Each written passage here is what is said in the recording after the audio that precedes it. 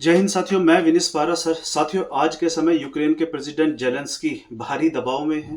Donald Trump ने इनकी गर्दन पर तलवार लगा दी है और इनके ऑफिस में एक ड्राफ्ट भेजा है, 28 पॉइंट ट्रंप प्लान।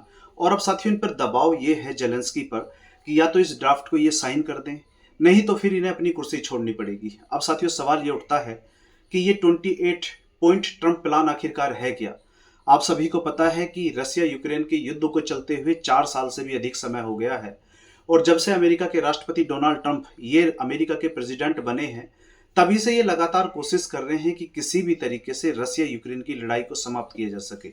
लेकिन इन्हें साथियों सफलता नहीं मिली है। एक बार तो आपने देखा होगा कि व्हाइट हाउस में भी जेलेंस्की और डोनाल्ड ट्रंप के बीच में काफी तू तू मैं हुई थी, मीडिया के सामने हुई थी।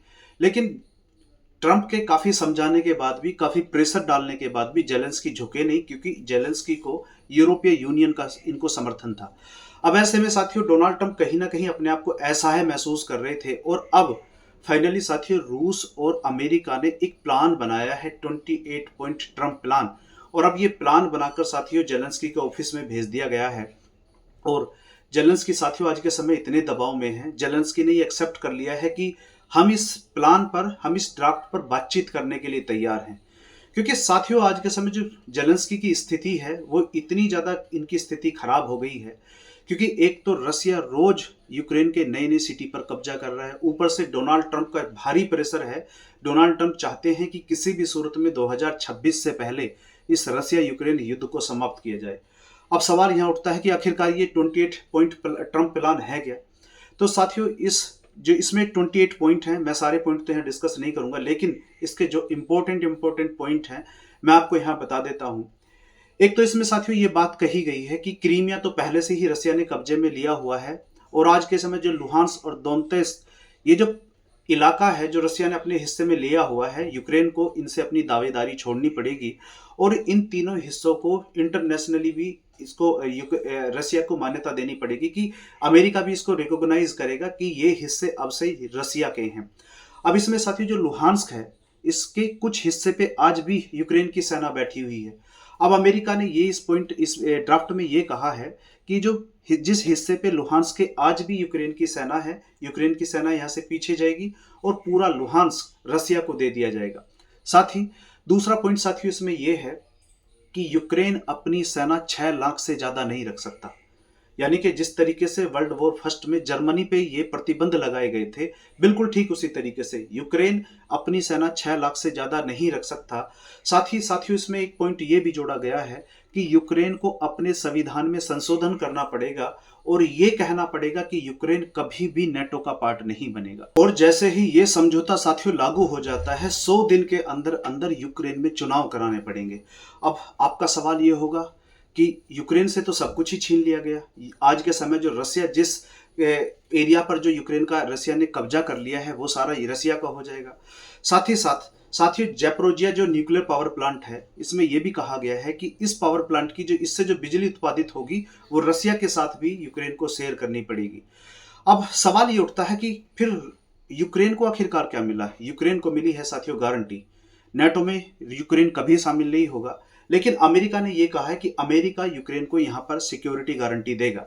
साथ ही जो रसिया के $100 बिलियन आज के समय वेस्टर्न कंट्री ने जो फ्रीज किए हुए हैं, इन सारे डॉलर को, $100 बिलियन को यूक्रेन के डेवलपमेंट में लगाया जाएगा। और अमेरिका ने साथियों यहाँ एक चाल और खेली। अमेरिका ने यह कहा कि जो भी यूक्रेन में डेवलपमेंट का काम होगा, यानी कि जो $100 बिलियन से जो भी डेवलपमेंट का काम होगा, उसका 50% बिजनेस जाएगा अमेरिका की कंपनियों को। अब देखिए आप, अमेरिका मतलब डोनाल्ड ट्रंप साथियों यहाँ पे भी बिजनेस करके ले गए हैं। साथ ही ये कहा गया है कि अमेरिका को, रसिया को धीरे धीरे दुनिया की अर्थव्यवस्था में वापस लाया जाएगा। रसिया पे जो भी प्रतिबंध लगाए गए हैं, वो धीरे धीरे रसिया से हटाए जाएंगे। साथ ही यूक्रेन की जो एयरफोर्स होगी, यूक्रेन के जो भी फाइटर जेट होंगे, वो यूक्रेन के अंदर नहीं रहेंगे। यूक्रेन के एयर फाइटर जेट हमेशा पोलैंड के अंदर रहेंगे। यानी कि यूक्रेन के अपने फाइटर जेट यूक्रेन के अंदर ना रहकर वो पोलैंड में खड़े होंगे। साथियों इसमें यह भी कहा गया है कि यूक्रेन ईयू की सदस्यता ले सकता है। यानी कि यूक्रेन को नेटो की सदस्यता नहीं दी जाएगी, यूक्रेन को ईयू की सदस्यता मिल जाएगी। यूक्रेन के अंदर कोई भी नेटो सैनिक तैनात नहीं होगा। लेकिन अमेरिका यूक्रेन को सिक्योरिटी यहाँ पे प्रोवाइड कराएगा। लेकिन साथ ही इसमें यह भी जोड़ा गया कि अगर कोई भी देश अपनी शर्तों को तोड़ता है तो सुरक्षा की गारंटी खत्म हो जाएगी। अब साथियों सवाल ये उठता है कि जिस जेलेंस्की ने पश्चिमी देशों के बहकावे में आकर अपना आधा देश खत्म करवा दिया, अपनी सेना का नुकसान करा दिया, अपने लोगों को मरवा दिया, अब इसे मिला क्या? मिला क्या इसे? जेलेंस्की को मिला साथियों बाबा जी का ठुल्लू। पश्चिमी देशों के बहकावे में आने के बाद जो जेलेंस्की कभी हीरो बन रहा था, कह रहा था कि हम रसिया को युद्ध हरा देंगे, अभी तक भी इसकी मेंटेलिटी वही थी कि हम रसिया को युद्ध हरा देंगे यदि जेलेंस्की को हथियार दिए जाएं। पूरे नेटो कंट्री जेलेंस्की के पीछे खड़ा हुआ था, लेकिन फिर भी ये यूक्रेन रसिया का कुछ नहीं बिगाड़ पाए।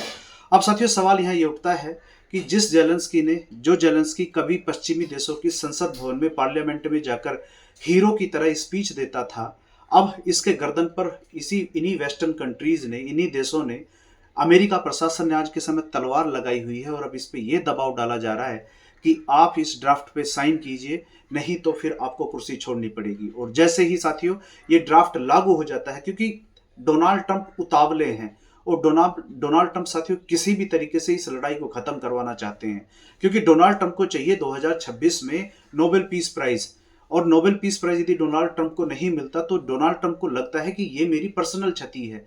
इसलिए आप देखोगे डोनाल्ड ट्रंप को साथियों कोई मतलब नहीं है कि यूक्रेन का कितना नुकसान होता है।